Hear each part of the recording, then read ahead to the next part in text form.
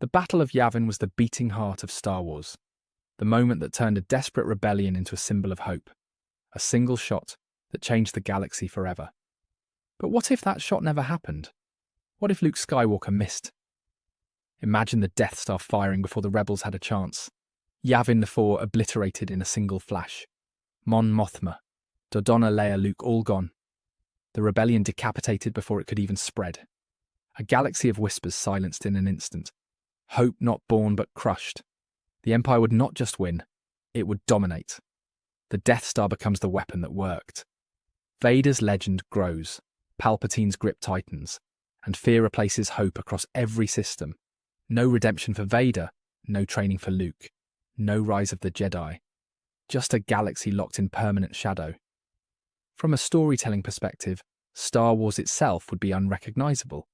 Instead of a myth of heroes, it becomes a cautionary tale, a tragedy about what happens when tyranny goes unchecked and when destiny is snuffed out before it begins. It is darker, colder, and more brutal than anything George Lucas ever intended. And yet this scenario is fascinating precisely because it feels so fragile. One missed shot, 1 second too late, and everything changes. The entire future of the galaxy balanced on a moment in a trench run. It is the ultimate what if. A terrifying alternate Star Wars timeline that forces us to think about how close we were to losing the story we love. In this video, we are going to explore the chilling alternate timeline where the Death Star destroyed Yavin, how it would have changed the fate of the rebellion, what it means for Luke, Leia, and Vader, and why this single moment would have reshaped Star Wars forever. The Battle of Yavin was one of those turning points that defined Star Wars itself. It is the moment where a ragtag group of rebels managed to stand up against the most powerful weapon in the galaxy and somehow pull off the impossible. But what if it had gone the other way? What if Luke never made that trench run shot? What if the Death Star fired on Yavin 4 before the rebels could escape?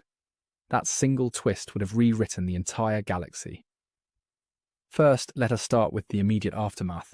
The rebel base on Yavin housed most of the Alliance leadership, including Mon Mothma General Dodonna and countless officers who coordinated cells across the galaxy. If the Death Star had obliterated Yavin 4, those leaders would be gone in an instant. No scattered command, no contingency plan. The rebellion would have been decapitated before it ever got momentum. Now imagine the morale impact. The destruction of Alderaan was already a devastating blow to the galaxy, but it created sympathy for the rebel cause. The destruction of Yavin would have had the opposite effect. Instead of hope sparking across star systems, there would be despair. Ordinary citizens would see the rebellion as doomed, crushed in its first major stand. Fear not hope would have spread like wildfire. This also changes the path of Luke Skywalker entirely. Without Yavin, Luke dies alongside Biggs, Wedge, Leia, and everyone else. His story ends before it begins. That means no Jedi training under Obi-Wan or Yoda, no confrontation with Vader, no redemption arc. The entire saga loses its central thread.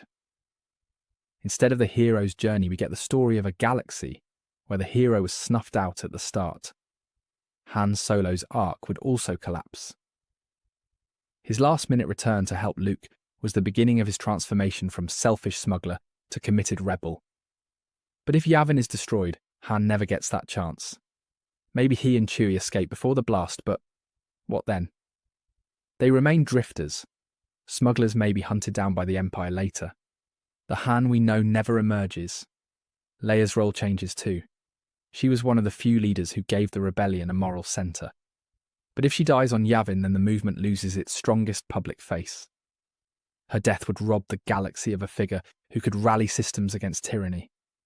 The rebellion needed Leia's leadership just as much as it needed Luke's destiny. Without her, the Empire's propaganda machine faces no equal counterforce. For the Empire, the destruction of Yavin would have been a propaganda victory beyond measure. The Emperor could broadcast the annihilation of the rebellion to the entire galaxy and remind everyone that resistance is futile. Even Vader's reputation would skyrocket. He would be credited as the enforcer who wiped out the rebel leadership in one blow. The Death Star becomes not just a weapon, but a symbol of inevitable dominance. And the timing matters too. The rebellion was fragile in those early days. It was not yet a galactic movement. It was a fragile coalition of cells tied together by hope. Without Yavin, those cells collapse. Some are hunted down immediately, others fade into silence. The few survivors become scattered insurgents rather than an organised army. The Empire tightens its grip unchecked. So let us follow the timeline further. What happens to the galaxy after Yavin's destruction? Without the Rebel Alliance, the Empire faces no serious opposition. Sure, there are scattered uprisings on places like Ryloth or Lothal, but without coordination they are easily crushed. The Empire consolidates its rule, and the Death Star is free to terrorize system after system. Entire planets fall into line not because they want to, but because they know they could be destroyed at any moment. The political impact is enormous. Systems that might have considered defecting to the rebellion now fall silent. Senators who secretly funneled resources to the Alliance withdraw in fear. The Senate itself might not even be dissolved because there would be no need. Palpatine could keep it around as a puppet show, knowing full well that no one would dare oppose him after Yavin. The destruction of the rebel leadership is that absolute. Technologically, the Empire would lean even harder on the Death Star. Without its destruction, Tarkin gains even more influence. The Tarkin Doctrine, which was all about ruling through fear, becomes official Imperial policy across the galaxy. Every system knows the Empire can and will annihilate them at any time. And unlike Alderaan, this is not just symbolic. The rebellion was wiped out by this thing. That makes the fear real and lasting. What about Vader? With Luke dead and Leia gone, Vader's personal arc unravels. He has no family to redeem him, no reason to doubt his allegiance to the Emperor. Instead, he becomes the ultimate enforcer. In fact, without Luke to distract him, Vader might become even more terrifying. His legacy becomes not one of redemption, but of destruction. He becomes the face of the Empire's terror across the stars. The Jedi Order also stays dead.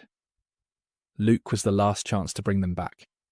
Without him, Yoda dies alone on Dagobah. Obi-Wan's sacrifice means nothing, and the Jedi are just a memory. The galaxy never sees a new Jedi Order. The balance of the Force never shifts back. The Sith win completely and permanently. That is the darkest possible timeline for Star Wars. Meanwhile, the Death Star itself becomes the center of galactic strategy. Instead of being destroyed at Scarif's cost, it survives to enforce peace. The Empire might even build more stations without interference. Imagine multiple Death Stars orbiting the galaxy, each one a hammer waiting to fall.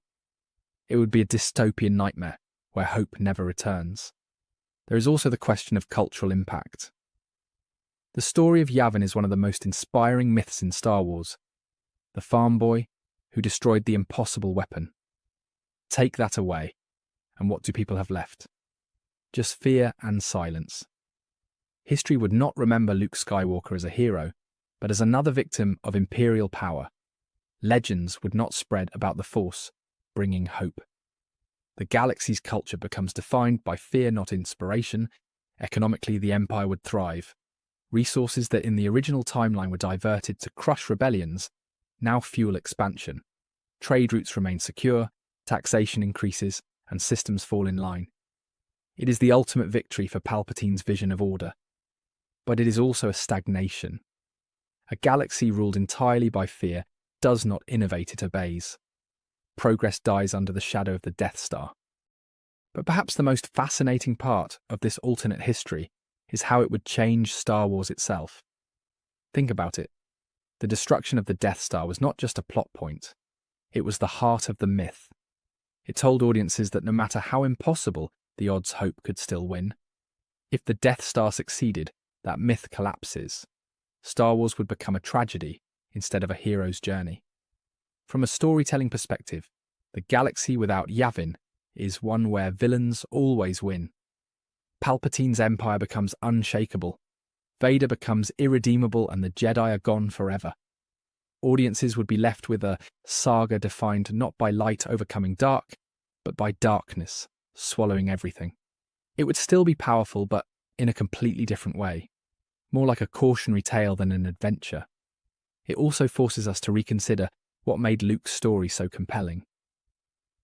The fact that he succeeded against impossible odds is why Star Wars became iconic. If he fails, it underlines how fragile hope really is. It paints destiny as meaningless. that kind of story would resonate in a much darker way. Instead of inspiring kids to believe in heroes, it might leave them wondering if heroes even matter.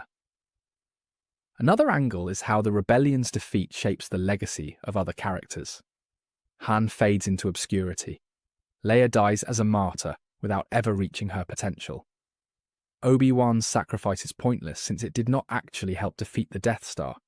Even Rogue One's mission becomes meaningless. They gave their lives for plans that achieved nothing. That ripple of futility reshapes the entire saga into a tale of wasted sacrifice. There is also the question of whether anyone could rise after Yavin. Maybe scattered survivors like Bail Organa's network could rebuild. Maybe Mon Cala or Chandrila tries again. But without Luke, without Leia, and without hope, it would be nearly impossible. The Empire's victory at Yavin would likely end any chance of organised rebellion for generations. The galaxy enters a dark age that lasts until Palpatine's eventual death. And even then, who replaces him? Another tyrant, or perhaps the Empire simply persists.